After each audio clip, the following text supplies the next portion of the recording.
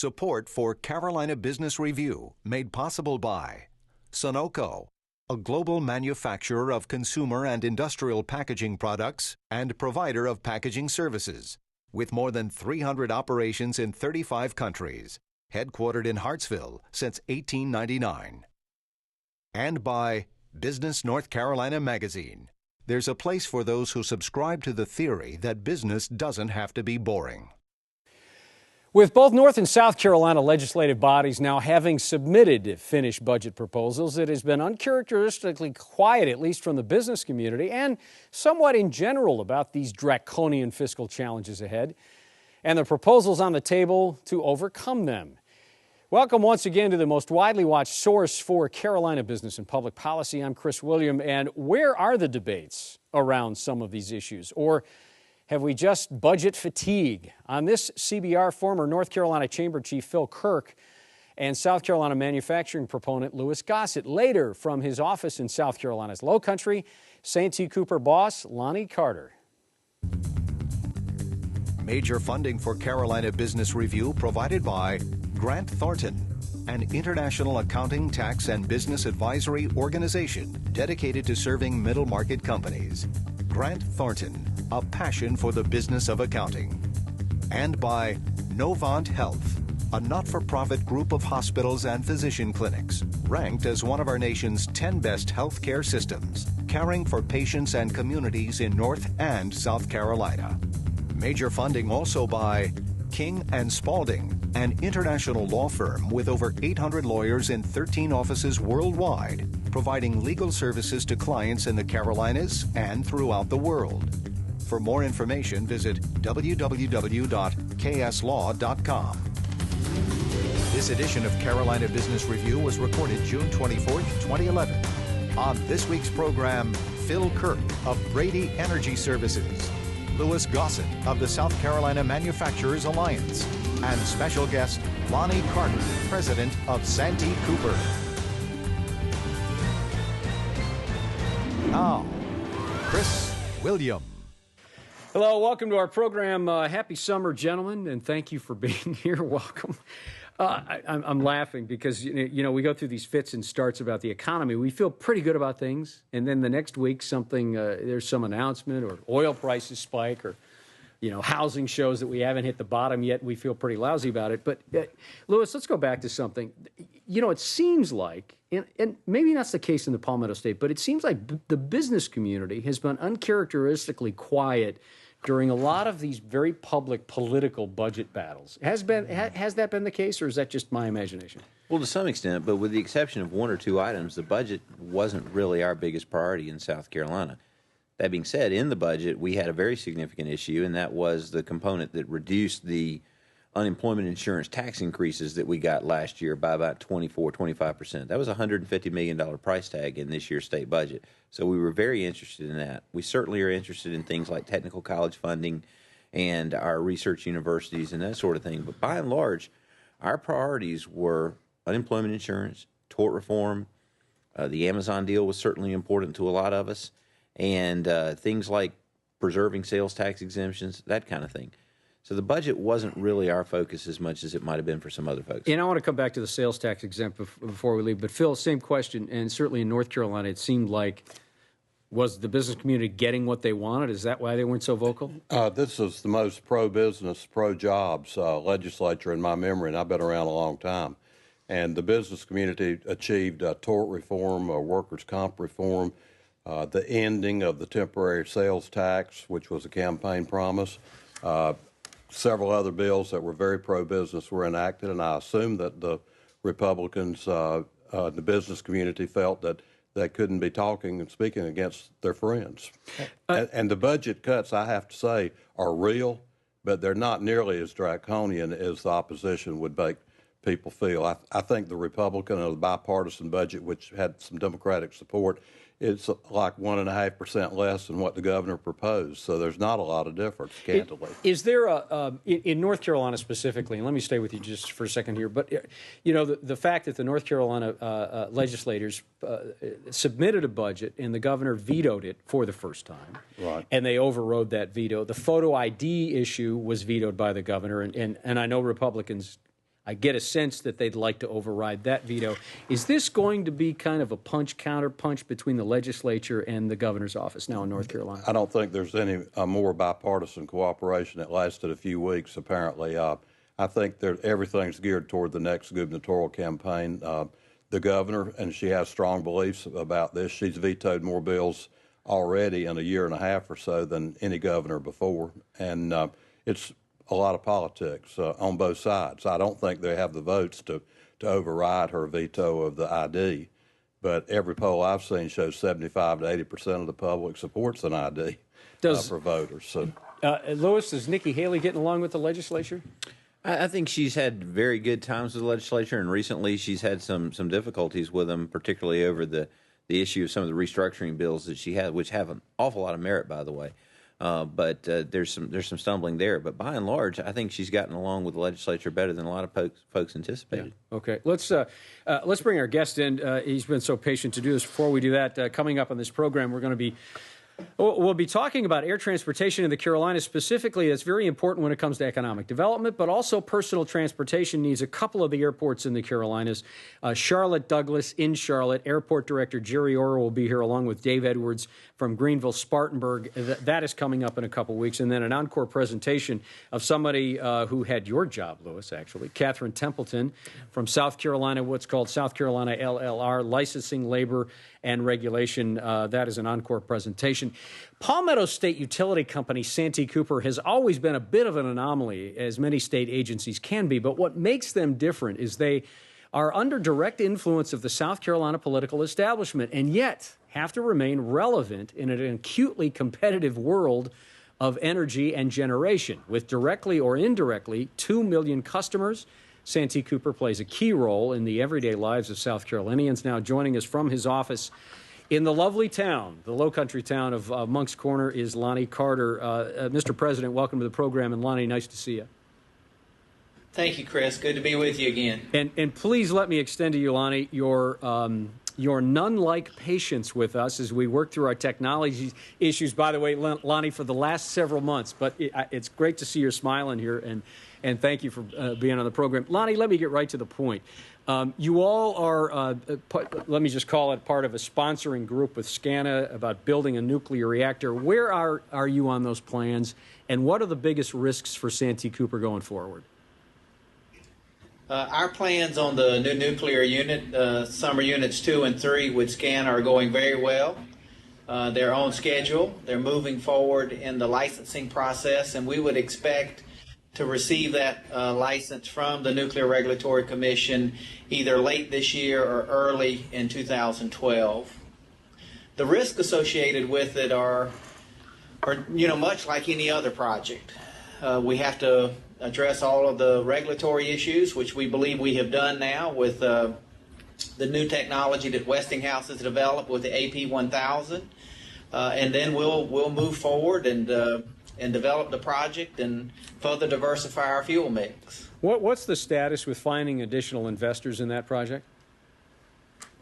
Santee Cooper is looking at diversifying the investors in the project, as well as we've looked both to meet our short-term and long-term needs of our customers. We are out talking with a number of parties that are very interested in owning a piece of these first nuclear units that will be part of what I believe will be a nuclear renaissance in this country. So our interest is in making sure that over both the short and the long term that our customers' costs remain competitive. Lewis? Hey, Lonnie, it's good to see you. What do you think are the real reasons for this facility, and what kind of benefit that this can mean to the future prosperity of South Carolina, both for individuals out there and for the companies that might one day employ them? The great thing about a nuclear facility is the fuel costs are very stable relative to traditional fossil-fired units. So once you get a nuclear power plant in, and we already currently jointly own one in Summer Unit 1 jointly with SCANA, once you have the project built, you can count on a very stable operating cost associated with it, because fuel is not a significant component of the cost of operating the facility. So what that's going to mean is that large customers and residential customers will be able to have better dependability and predictability of what their power costs will be. South Carolina is a very pro-business state, as you know, Lewis, and having stable energy cost is a significant factor in making sure that we can continue to recruit businesses and jobs to our state. Phil? Lonnie, you referred to a nuclear renaissance.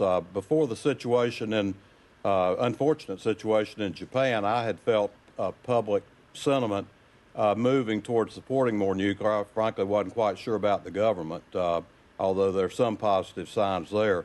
Did the situation in Japan, how has it affected, if at all, the public reaction and the government reaction? We've been pleasingly surprised with the government's reaction. First and foremost, the NRC, just as early as, as late as yesterday, reiterated that they were on schedule and did not see any reason that they would not proceed with analyzing and finishing the regulatory process associated with the units that are currently in the licensing process.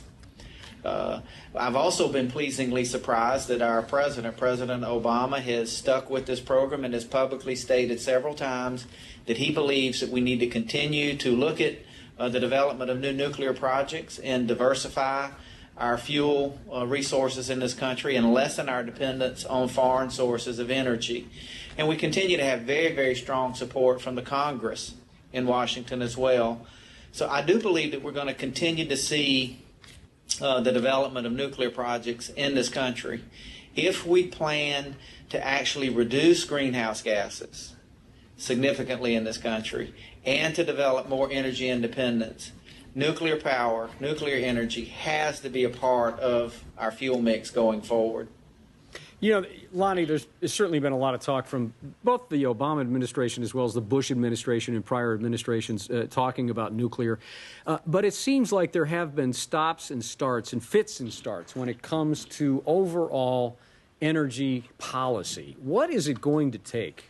What kind of pain will we have to endure, maybe is a better way to say it? How are we going to get a salient energy policy? And do you feel like we have one? Or how do we get to that point?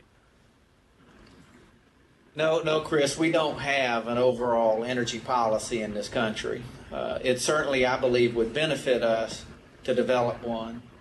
What it will take to get an energy policy in this country is that all the parties that have a stake in our energy future, which I frankly believe is everyone in the country, coming together and approaching it in a balanced way. We must balance the cost of producing electricity with making sure that it's reliable and that we protect the environment. We have to do all three things. We have to manage costs, we have to be reliable, and we have to protect the environment.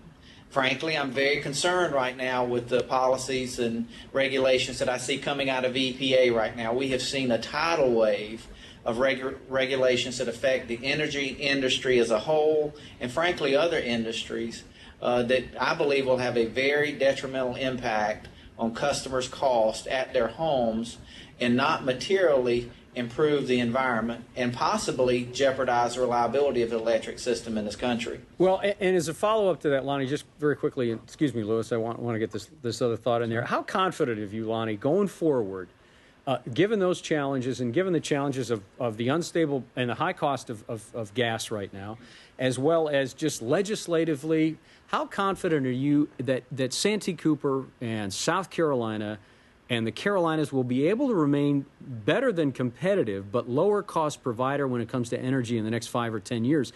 Are you confident you can do that? I believe that we can. I think we have set a very good policy. The board of Santee Cooper has adopted a policy that will significantly diversify our fuel mix going forward. And then the other thing that I believe that will allow us to be successful, which we have been able to do, is to remain flexible. Be willing to change when the conditions that present themselves to us dictate that we need to change. One of the things that we definitely need to work harder on, and Santee Cooper has a great record on right now, is reducing or becoming more energy efficient with energy efficiency and conservation. We've implemented a program that commits $113 million toward a goal of 2020 of getting 209 million kilowatt hours of generation a year off of the system. In other words, customers saving us from having to generate that power. We have already achieved 49 million of the 209 million kilowatt hours that we need to save annually. So I actually believe that there are some things that are going to go and work right if we can encourage our customers to take the appropriate steps. Lonnie, you mentioned earlier the possibility of something of a nuclear renaissance in this country, and it seems to me that South Carolina has an opportunity here to not just be a recipient of nuclear power, but to be involved in that industry on the front end, on the research, the development, the construction, the innovation. Can you comment a little bit about that? I do, Lewis. I believe that South Carolina has been and will continue to be a leader in the development of nuclear energy. South Carolina has 7 of the most operating reactors of any state in the Union. There are 104 currently operating in this country. We have more than any other state. We have the Savannah River site that we have done a number of innovative things and a number of research going on there. And both the University of South Carolina and Clemson University are both working on either developing skilled engineers with programs there, and also attracting and bringing in research, particularly at the University of South Carolina, in the area of nuclear energy. So I believe that we have been a leader and can continue to be a leader. I'd like to drill down, and by the way, unintentional choice of words, but it worked in that case, on your record in alternative uses, specifically what you're doing in regard to wind. And I've read about some of your innovative alternative sources, such as sludge and food grease, as I recall. What are y'all doing in some of those areas that's different? Santee Cooper is very proud of its record in renewables and trying to explore and do research into renewables and other types of generating resources. In fact, our board agreed to adopt a policy that includes a significant amount of renewables, up to 280 megawatts of renewables by 2020. We're well on the way toward that goal. We currently have 197 megawatts of renewable energy either under contract or online. We have developed landfill gas units that capture methane, which is very harmful to the atmosphere. We've got, I think, 7 sites operating. We have the state's largest solar facility, which is a 311 kW facility we just dedicated a few months ago. Sort of an innovative facility where a portion of it is on top of our warehouse and crew quarters in the Myrtle Beach area on 10th Avenue, if you're interested in it and want to go by and see it. And then even out front of it, we had some extra unused space and work with the city of Myrtle Beach and others to put a solar system in there. We've done a number of demonstration projects with solar and wind. We actually have some wind operating, and we have an ongoing offshore wind study that is underway. But the one caution that I have about all of our renewables is cost. Cost, we have to be concerned about the cost. Our current estimates from our wind study, the work that we've done so far, is that it would be almost twice as expensive as our current conventional generation alternatives. So we have to consider cost as we look at developing these new alternatives. They certainly, I hope, will improve over time with technology. And of course, there's no type of generation that we do that doesn't have some challenges associated with it, whether it's transmission, environmental, or otherwise. So in our state, offshore wind is the only commercially viable wind that we can find now. But hopefully over time we'll be able to address some of those issues and find even some partners to work with us on a project if it ultimately becomes economical. You know, Lonnie, I said this when we first introduced you, and that was that the fact that Santee Cooper has been a state agency for years and years and able to be competitive has been pretty amazing. Could you see a future where Santee Cooper was privatized or some way there was a more commercialized ownership of Santee Cooper?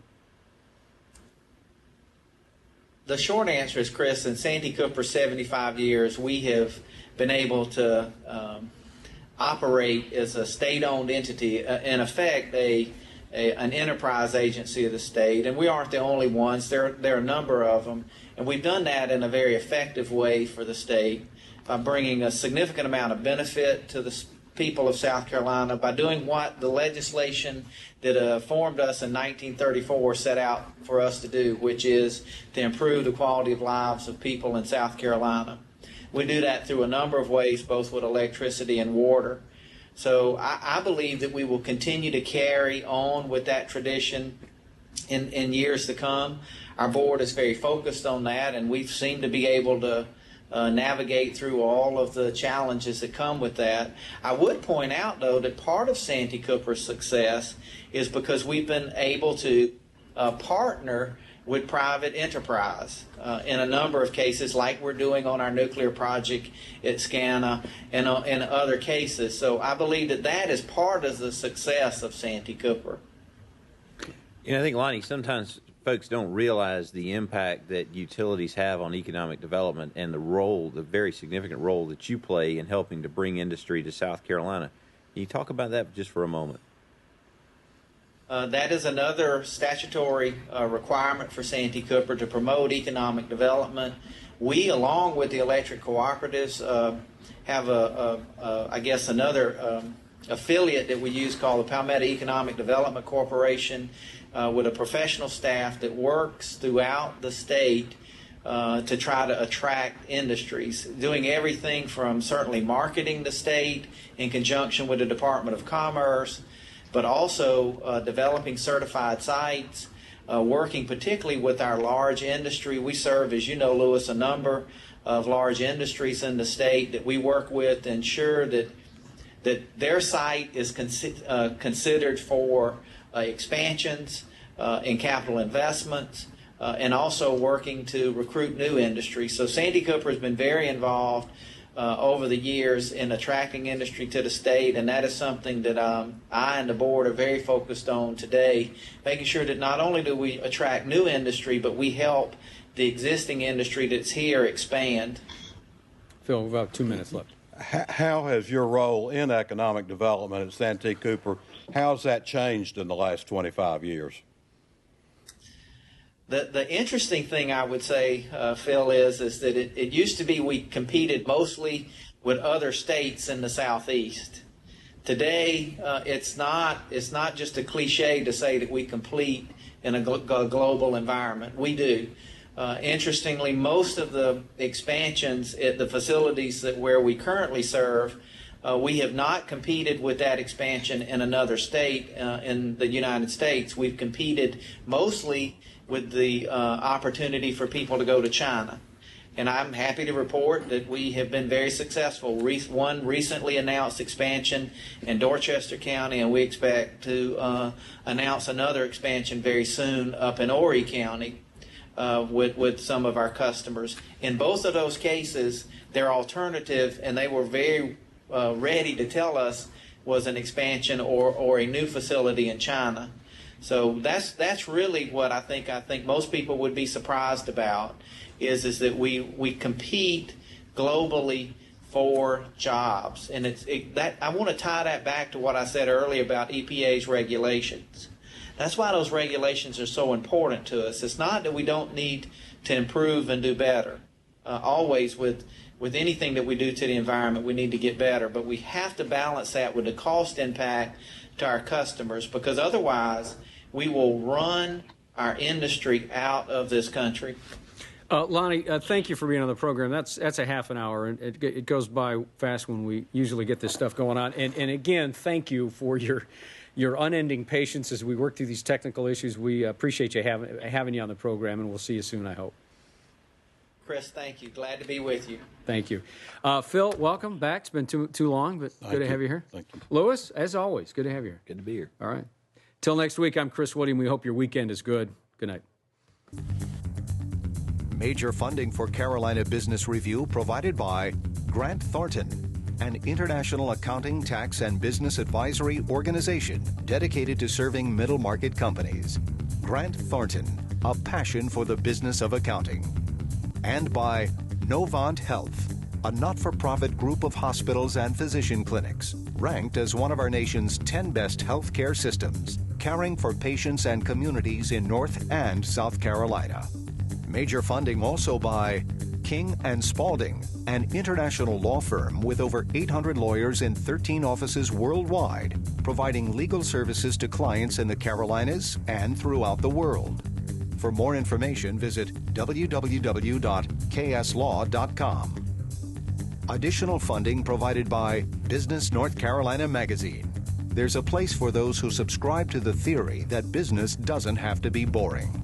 And by Sunoco, a global manufacturer of consumer and industrial packaging products and provider of packaging services, with more than 300 operations in 35 countries, headquartered in Hartsville since 1899. And by viewers like you. Thank you. You may write us at Carolina Business Review, 3242 Commonwealth Avenue, Charlotte, North Carolina, 28205.